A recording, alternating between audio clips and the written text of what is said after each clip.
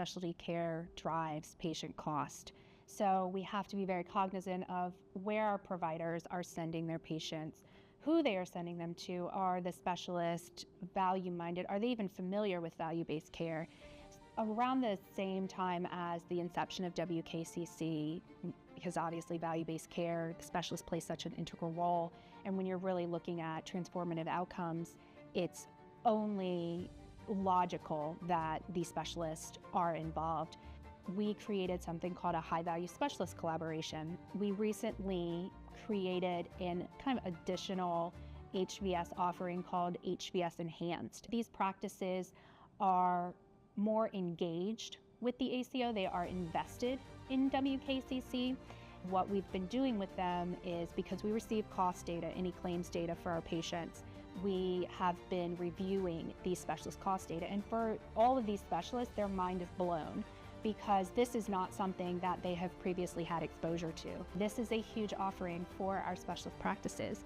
We have been utilizing Arcadia. Our wonderful, wonderful analytics team has developed reports, and they've actually also made them kind of a self-serve report in Arcadia. So I can go in, one of my teammates can go in and pull this data for our specialists.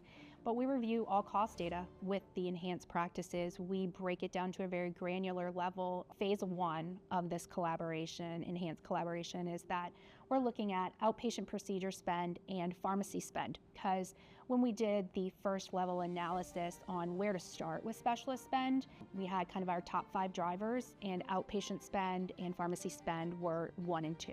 We have been very pleasantly surprised, because quite a few of our practices, for the outpatient spend, there's not a lot of frivolous spend. Providers doing procedures in an outpatient hospital setting that can be done in an ASC setting. You know, from a pharmacy perspective, we have a large number of specialty areas that their generic prescribing rates are 79% or above. You really can't squeeze much more out of that.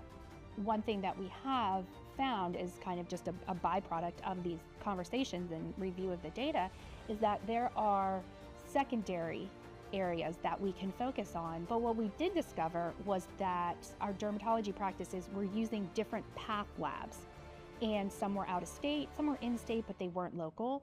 And we do have an absolutely wonderful local pathologist, and she has great availability. Her turnaround time is approximately 48 hours. We did start opening up those conversations with those dermatology practices of, hey, have you thought about, changing where you send your path labs?